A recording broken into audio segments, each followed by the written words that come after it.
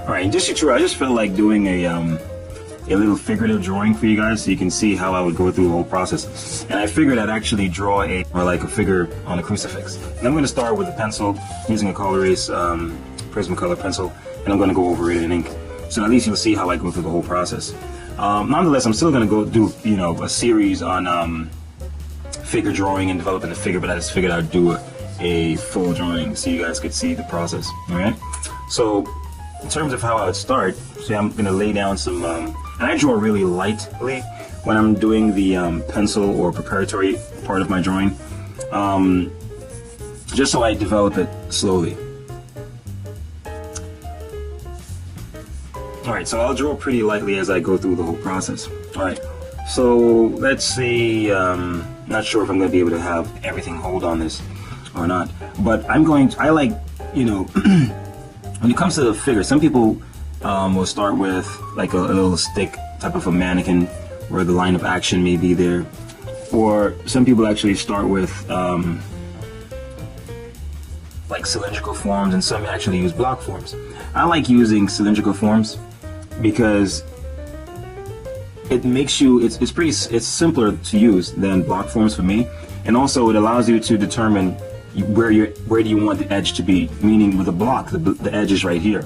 With a rounded form, for example, I'll show you with a cylinder,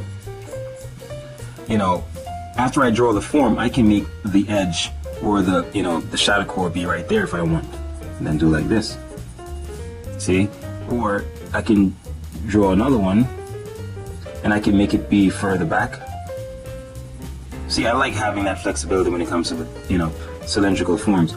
With a block, it's just where the edge is and that's it, right? And also they're, as I said, simpler to draw. So let's start with that little thing. So I'm gonna draw like the little line of action here. And this is gonna kind of capture the pose of the figure. See, I'm using a little line of balance actually. So the head is right here. The torso is right here. The center of the chest is right here. And there's a little twist in the torso here, like so. And then one leg projects out.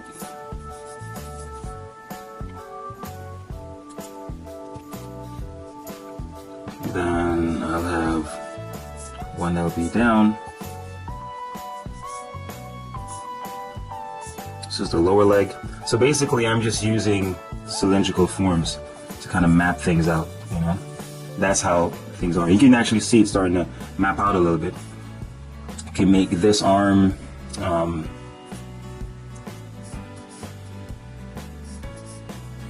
like that. So I'm just using simple cylindrical forms. Here's where the hand will be, so I'm making it more like a block. And I'm kind of like guessing out the proportions of the figure here.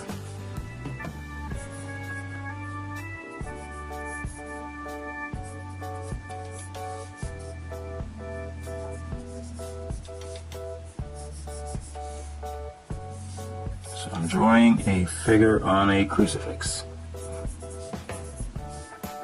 And that's the hand, okay? So the figure's gonna be like this. So, all right, so of course, the cross is going to be behind him. So.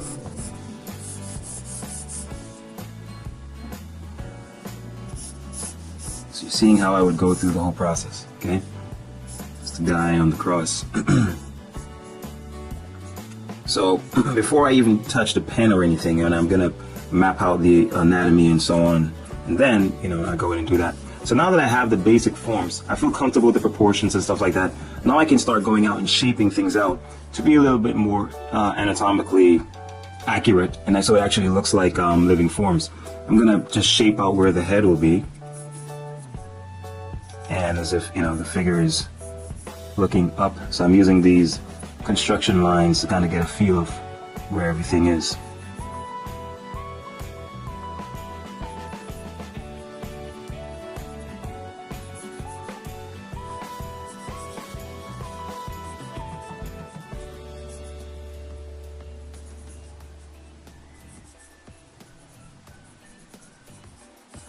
can see the head starting to shape out there. And this is going to be the arm. So here we have the shoulder, we have the clavicle right here. This is the sternum, the center of the chest, and I'm using that as a guide to help to map out the structure of the chest, okay? So I'm just going to start shaping out the basic masses so you can see where things are.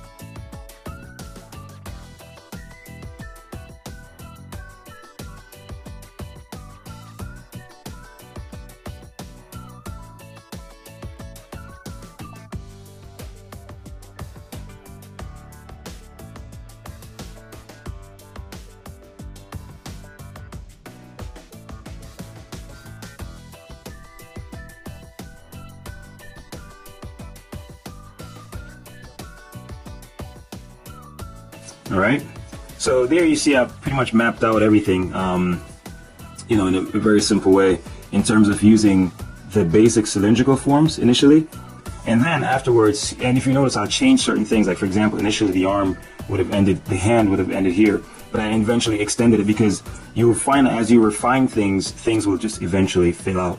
All right, and that's pretty much how you would go about it. Now, I would go about it. So I'm just going to go in now and start to, you know, refine things with my my pen. I may not do as much detail into the face and stuff like that, but I'll definitely put in a lot of show you how I would start mapping things out as far as the figure is concerned.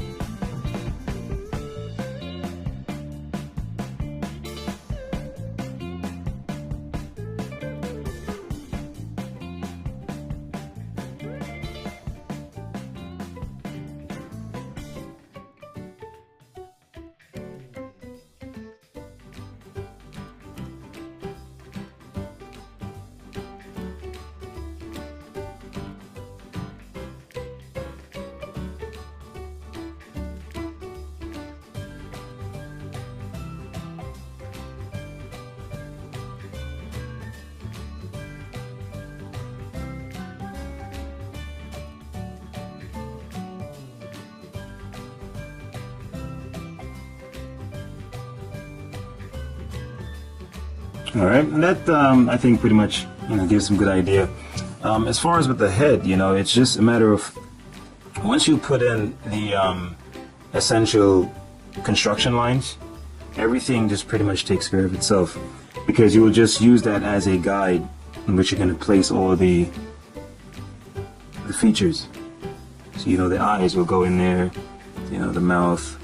See, what I'm doing here, I'm using shadow shapes to kind of determine the overall mass of the features. And then from there, it's really just refining things.